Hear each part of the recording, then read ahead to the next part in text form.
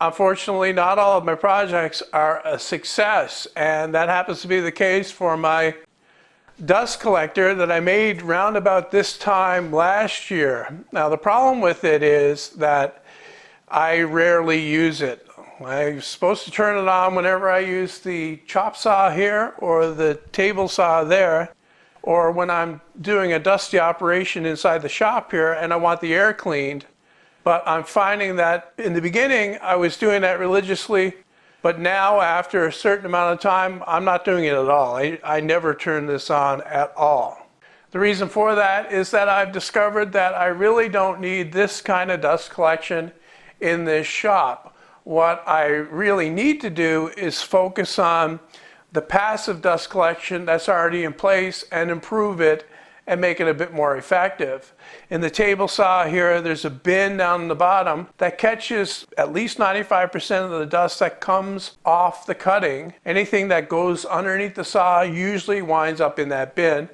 Also, the chop saw station over here, the hood that contains the saw and the drawer that the dust falls into catches about 95% of the dust as well. What this was meant to do was to pick up the fine dust in the air that these two machines would kick up. But it's only going to be effective if I turn it on. So what I'm going to do is I'm going to remove this from my shop. I'm going to dismantle it completely and take it out of here. I will no longer have any kind of central dust collection like this. I'll be relying on local dust collection, either passive or powered, like my router table wing has a small vacuum there that sucks the dust away from that. Also, my sanding station over there has a shop vac inside that works perfectly. It gets all the dust. I'll be doing the same thing in all the other places around the shop that dust is created. What brings this about is that I did a reevaluation of the layout of the shop, and I found things that are not working the way I want them to, like this dust collector. There are a few other things that I need to change as well.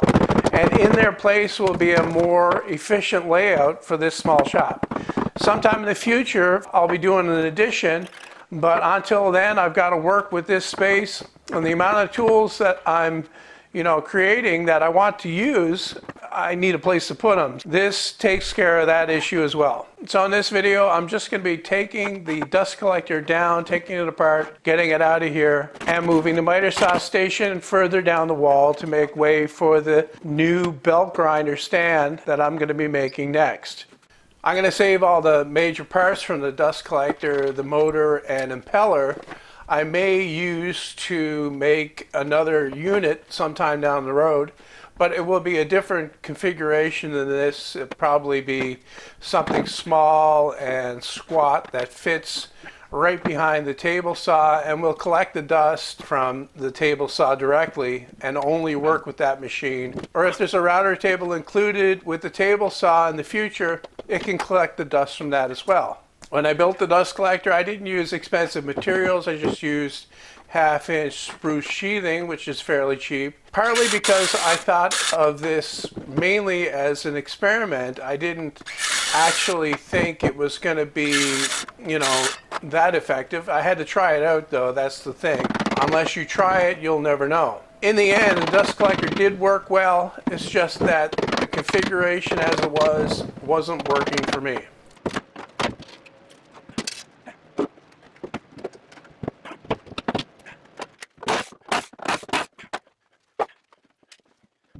Now that I've got the dust collector taken apart, as much as I need to for now, I'm just going to give the area a quick sweep up so that I can work on the chop saw station. What I need to do with that is I need to remove the old leveling feet that's on the unit right now and change those so I can lift it up higher. I'm finding that the height for the chop saw station is a little bit low. I think that I can raise it up at least 4 inches to make it a little bit more comfortable for me to use. I'm not overly tall, but I'm not short either, and I find that instead of the 38 inches I had with that, 42, maybe even 43 would be a better height for this tool. Also, what that does is it gives me a bit more space on the other side to work work with height-wise for the belt grinder stand that I want to make. The belt grinder will obviously be on top of the belt grinder stand, but underneath that I wanted to put either storage or some other tool. And I believe that the most effective way to use that space is to actually put a seldom used or not very often used tool in there, something on an arrangement that I could pull it out and it would be on like a pull-out shelf, and then you could use it and then push it right back in again. But in order for that to work properly, I need a little bit more height on the side, so I've got to do this with the miter saw station. Whenever I make a tool or a stand like this chop saw station, I make it so that you can adjust the height. This is mainly to compensate for any unevenness in the floor or if the floor is not level. But I think it's a good idea to do this on all things that are situated in your shop that sit on the floor. Whenever I do this, I try to keep it simple. In this situation, I'm just taking the old ones, which were rather complex and didn't actually work very well, and cutting them up and making the newer ones, which are just pieces that fit on the corner there, and there's a bolt already in place in the chop saw station on each corner for the old arrangement that I can use for this one. Put a broad fender washer on there and a nut to tighten it up at the fixed position. As you can see, I've got a bit of a problem here with space in my shop right now. I've been doing several things all at the same time, creating a big mess, and it's really limited the amount of space I have, or free floor space in my shop that I have right now. So I got to try to work around that by tipping the chop saw station up against my table saw. Of course, when I did this, I forgot to remove the saw blades that are stored in the two bins that are in the bottom of the chop saw station, and then they got tossed around a little bit, but no damage done. One thing that occurred to me when looking around is that my workshop really shouldn't be laid out like a traditional woodworking workshop. Since I use it to make videos, I should really optimize it for that purpose by creating a separate space, maybe in my shed, where I can put a lot of the things that really get in the way when you're trying to make a video. For example, all of the wood that's stored in here really doesn't need to be in here and takes up a lot of space. So by taking the wood that I have in here out, I'm making more space for tools as well. And there will be other changes as I configure the shop to better suit my needs.